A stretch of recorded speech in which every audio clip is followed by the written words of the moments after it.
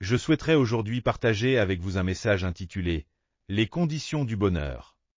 Le passage biblique d'aujourd'hui est tiré de Philippiens 4, 4-7. Lisons-les ensemble. Réjouissez-vous toujours dans le Seigneur, je le répète, réjouissez-vous. Que votre douceur soit connue de tous les hommes. Le Seigneur est proche. Ne vous inquiétez de rien, mais en toute chose faites connaître vos besoins à Dieu par des prières et des supplications, avec des actions de grâce. Et la paix de Dieu, qui surpasse toute intelligence, gardera vos cœurs et vos pensées en Jésus-Christ. Pour jouir du bonheur, de nombreuses conditions internes et externes sont nécessaires. Parmi ces nombreuses conditions, la plus importante est l'état du cœur humain. Si le cœur est malheureux, peu importe à quel point les conditions extérieures sont favorables, cela n'aura pas de sens. La première condition du bonheur est la paix du cœur. Parmi les éléments qui troublent cette paix, il y a la souffrance de la conscience due à la culpabilité. Et si l'on souffre d'un tel tourment, on ne peut éprouver de paix. Sans la paix du cœur, la richesse, la gloire et les honneurs ne servent à rien. Lamentation 3.39 dit, « Pourquoi l'homme vivant se plaindrait-il ? Que chacun se plaigne de ses propres péchés. » La douleur causée par la culpabilité ne peut être résolue que par l'amour du Père céleste et le sang de Jésus-Christ. De plus, lorsque l'on enfreint les lois terrestres et qu'on est confronté à des problèmes juridiques, on ressent de l'anxiété et de la tension. Être accusé ou impliqué dans un procès entraîne une grande souffrance et douleur. Il est évident que même si l'on possédait des richesses et des honneurs mondains, on ne pourrait pas être heureux dans de telles conditions. Pour se libérer de ces tourments mentaux, il faut demander la miséricorde et la compassion de Dieu et lui remettre toutes choses. Dieu, qui transforme le mal en bien, fait concourir toutes choses au bien. Même si nous ne pouvons comprendre son plan, si nous lui remettons tout, il œuvre pour notre bien. Par conséquent, même ceux qui sont en proie à des actions en justice peuvent, en s'appuyant sur Dieu et en lui remettant tout, voir toutes choses concourir à leur bien. De même, les graves conflits dans les relations interpersonnelles brisent la paix du cœur. Lorsque mari et femme sont en conflit au sein de leur foyer, celui-ci ne peut être paisible. Il en est de même dans la société. Une société divisée par des conflits entre régions ou classes ne peut être paisible. Celui qui peut résoudre de tels conflits n'est autre que Jésus-Christ, le Fils de Dieu. Lorsqu'il y a un conflit, si nous nous repentons d'abord en Jésus-Christ et que nous abordons l'autre avec la paix du Christ, nous pouvons transmettre cette paix aux autres. La paix qui est en nous est donnée par l'amour et la grâce de Jésus-Christ. En outre, les épreuves de la vie brisent la paix du cœur. Si l'on se préoccupe de la perte possible de son emploi, on ne peut être en paix. Si l'on est au bord de la faillite dans ses affaires, il est difficile d'éprouver la paix. Notre cœur ne peut connaître la paix tant qu'il est sous l'emprise de la culpabilité, des problèmes légaux, des conflits interpersonnels et des épreuves de la vie. Pour surmonter ces épreuves, il faut s'appuyer sur une force extérieure. De la même manière qu'une personne se noyant peut être sauvée par l'aide d'une autre. Jésus-Christ est le seul capable de nous délivrer de notre anxiété et de notre souffrance. Par la foi que Dieu nous délivre, nous trouvons la paix du cœur, et en priant, nous pouvons lui confier nos fardeaux. Comme il est écrit en Matthieu 11, 28, « Venez à moi, vous tous qui êtes fatigués et chargés, et je vous donnerai du repos. » Le Seigneur appelle ceux qui sont fatigués et chargés, leur promettant la paix.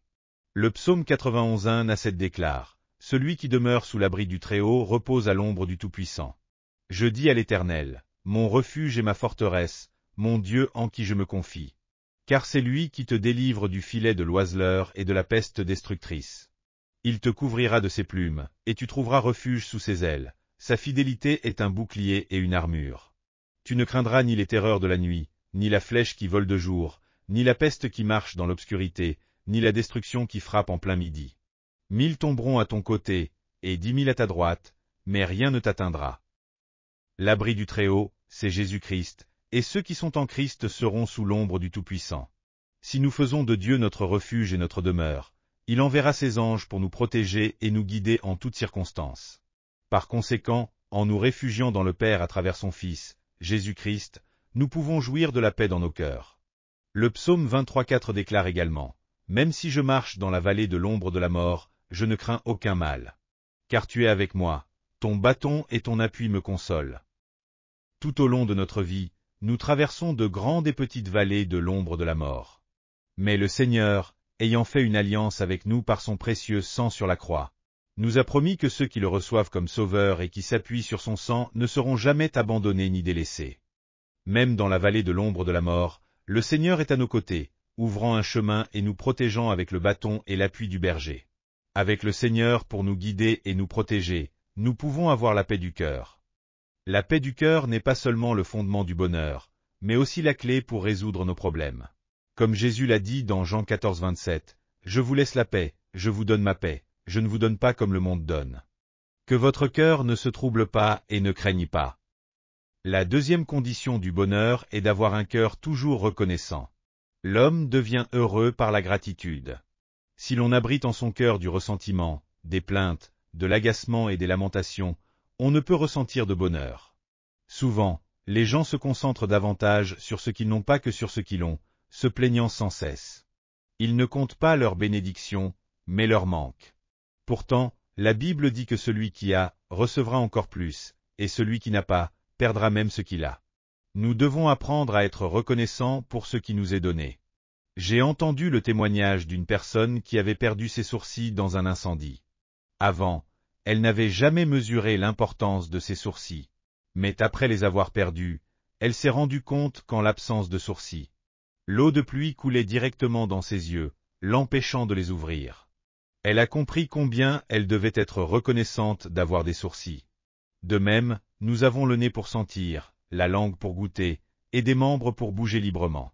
N'est-ce pas une raison suffisante pour rendre grâce à Dieu?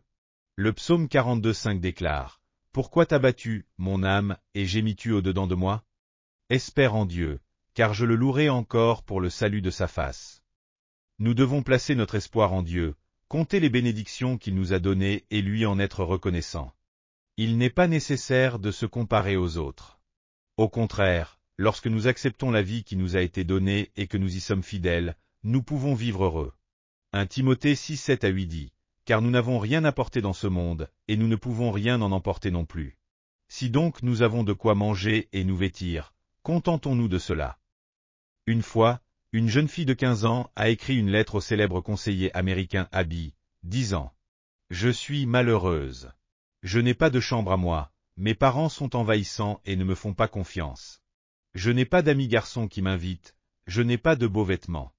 Mon avenir est sombre. » Après avoir lu cette lettre dans un journal, une autre jeune fille de 13 ans lui a répondu, « Je suis une fille handicapée qui ne peut pas marcher. Mais quelle joie immense de pouvoir parler et marcher. Même si je ne peux pas marcher, je suis heureuse de pouvoir voir, entendre et parler. Je ne me plains pas de ne pas pouvoir marcher. Je suis reconnaissante d'avoir des yeux pour voir, des oreilles pour entendre, une bouche pour parler, et des bras que je peux librement utiliser. Alors, ne vous plaignez pas de ce que vous n'avez pas, mais soyez reconnaissante de ce que vous avez. » Le bonheur commence par la gratitude. Seule la personne qui ne se compare pas aux autres et qui compte les bénédictions reçues peut avoir un cœur reconnaissant. Le philosophe et critique français Alain a dit, « Si vous poursuivez le bonheur en essayant d'être meilleur que les autres, vous ne serez jamais heureux. Car bien que chacun puisse exceller dans un ou deux domaines, personne ne peut être meilleur dans tous les domaines. Le bonheur ne se trouve pas dans la comparaison avec les autres, mais dans la satisfaction de soi. En étant satisfait de ce que l'on a, en faisant de son mieux et en étant reconnaissant, on peut trouver le bonheur. » Le psaume 103:2 dit, « Bénis l'Éternel, mon âme, et n'oublie aucun de ses bienfaits. » Si nous nous souvenons et reconnaissons les bienfaits que Dieu nous a accordés, il nous en donnera encore plus à être reconnaissants. Mais si nous nous plaignons et murmurons, Dieu nous enlèvera même ce que nous avons. Éphésiens 5:20 dit, « Rendez continuellement grâce pour toutes choses à Dieu le Père, au nom de notre Seigneur Jésus-Christ. » De plus, nous sommes plus heureux lorsque nous faisons des efforts pour rendre les autres heureux. Lorsque nous dépassons notre égoïsme et vivons pour la joie et le bonheur des autres, une plus grande joie et un plus grand bonheur nous reviennent.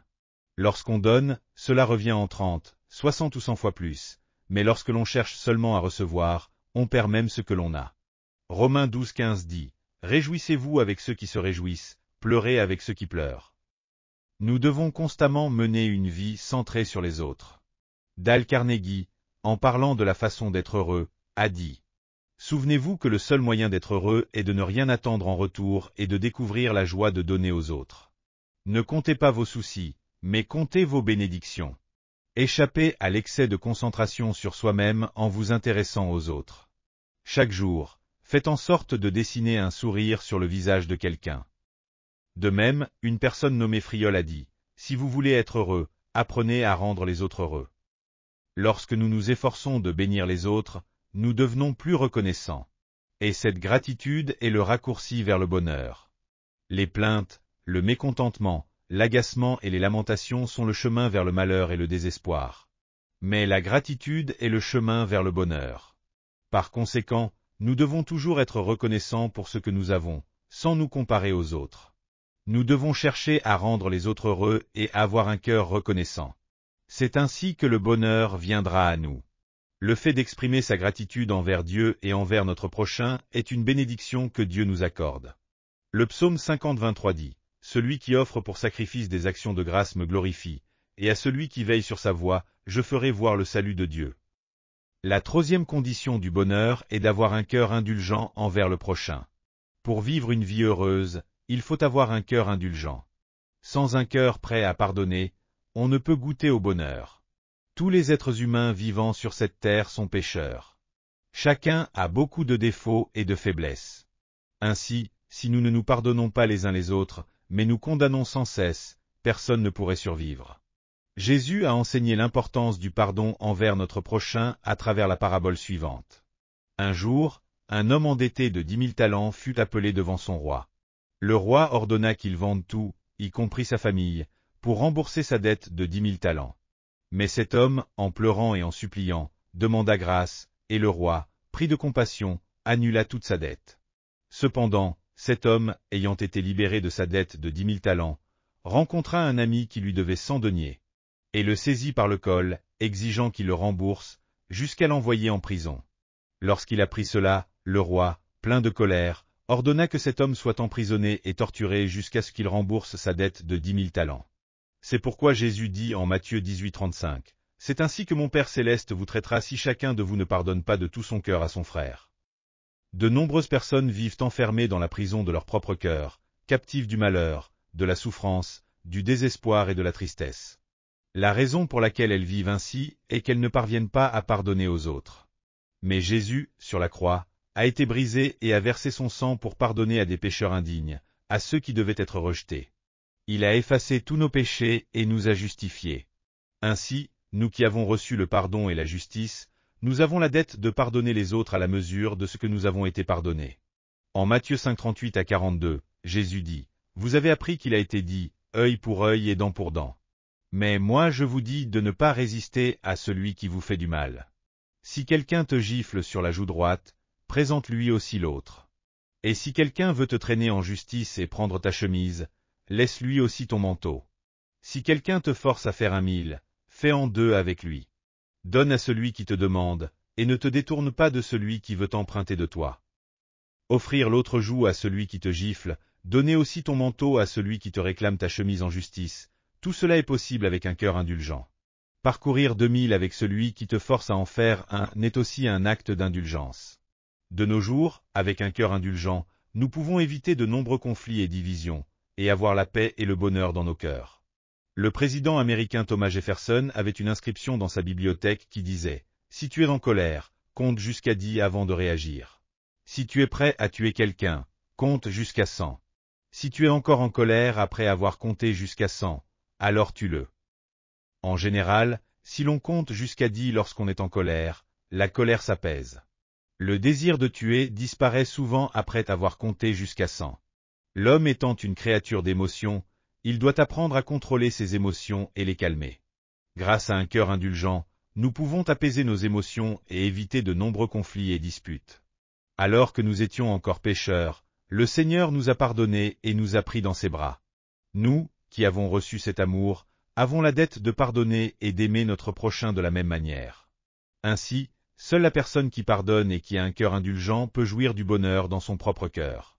Éphésiens 4,32 dit, « Soyez bons les uns envers les autres, pleins de compassion, vous pardonnant réciproquement, comme Dieu vous a pardonné en Christ. » Colossiens 3,13 dit, « Supportez-vous les uns les autres, et, si l'un a un sujet de plainte contre l'autre, pardonnez-vous réciproquement.